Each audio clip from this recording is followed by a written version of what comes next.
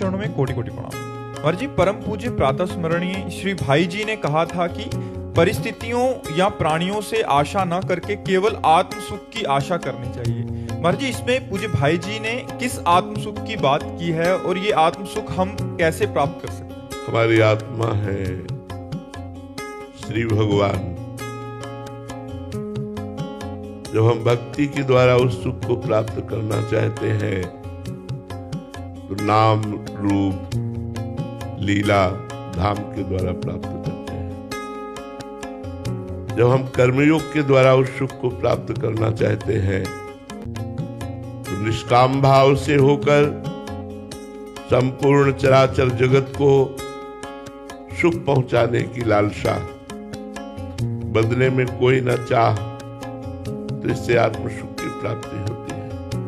यदि हम ज्ञान मार्ग से ज्ञान योग के द्वारा इसे प्राप्त करना चाहें तो स्थूल सूक्ष्म कारण तीनों शरीरों का बाध करके, पांचों कोशों का बाध करके, आनंदमय कोश, मनोमय कोश, विज्ञानमय कोश, इस तरह प्राणमय कोश, जो अन्नमय कोश, इन सब कोशों का बाध करके तीनों गुणों पर विजय प्राप्त करके आशा रहित हो जाना, सत असत चिंतन रहित हो जाना, शांत, वो अपने ब्रह्म स्वरूप का अनुभव करके अखंडानंद को प्राप्त होता है।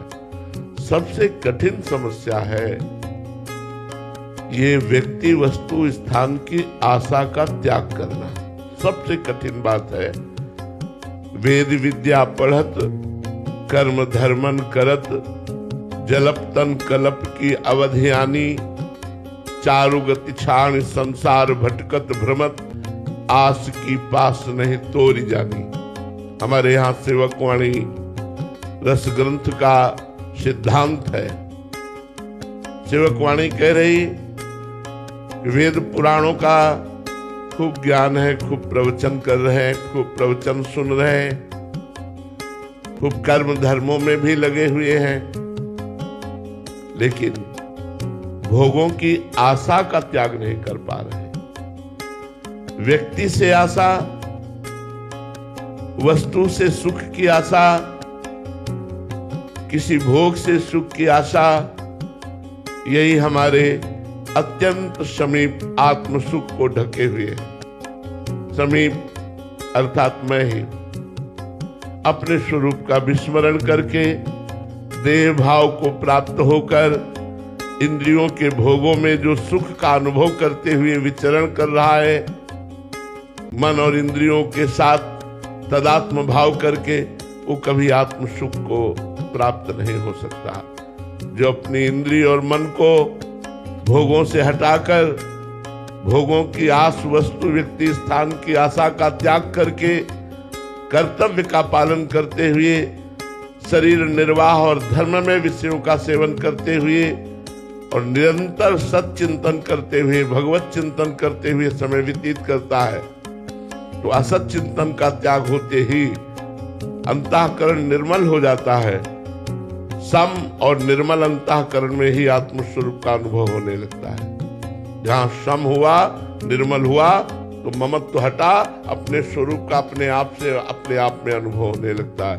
अपार सुख स्वरूप हमारा है, सुख राशि है, चेतन अमल सहज सुख राशि। पर किसी एक मार्ग का अवलंबन ले, चाहे भक्ति योग या कर्म योग या ज्ञान योग, और आचार्य की शरण होकर, गुरु की शरण होकर उनकी आज्ञा के अनुसार साधना की जाए।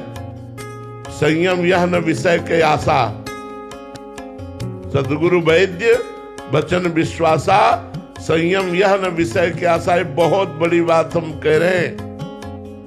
विषय की आस की पास नहीं तोड़ पाते बड़े बड़े साधन करने वाले।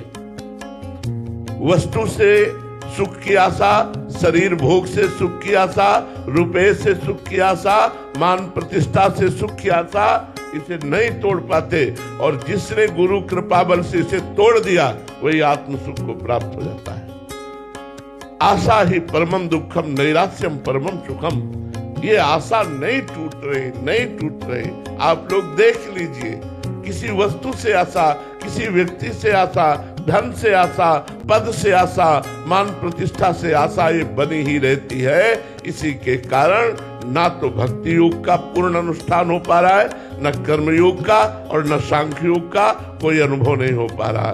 बस कोल्हू के बैल की तरह दिनचर्या चल रही, कोई आत्मानंद का अनुभव नहीं हो रहा है। इसलिए हमारी प्रार्थना है, यदि आत्मानंद, भगवदानंद, परमानंद, विज्ञानानंद, प्रेमानंद ये सब उसी परमात्मा आनंद के नाम है, ये प्राप्त करना चाहते हैं तो पहले भोगों की आशा का त्याग कर दें। व्यक्ति से आशा का जो सुख प्राप्त करने की लालसा है उसका त्याग कर दे। ये आशा ही परमम दुखम नैराश्यम परमम सुखम।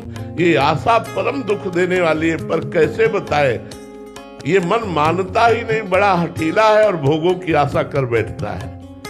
लाख समझाओ, लाख इसको अनुभव कराओ कि देखो किसी भी भोग में सुख नहीं है। इतिहास साक्षी है, शास्त्र साक्षी है, महापुरुष साक्षी है और अपना हृदय भी साक्षी है, लेकिन यह हठीला मन मानता नहीं है।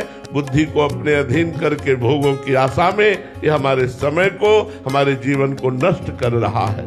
हम अशांत होते चले जा रहे हैं, इन कामनाओं की भीड़ में हम खोते चले जा रहे हैं। कोई बड़ा भाग्यशाली है जो संत सद्गुरुदेव की चरण आश्रय वृत्ति से भगवदानंद की प्राप्ति के लिए पूर्ण समर्पण करके उनकी आज्ञा के अनुसार चलते हुए वो इन समस्त आशाओं को काट करके और भगवत चिंतन में डूब जाता है, वही आत्मानंद को प्राप्त होता है।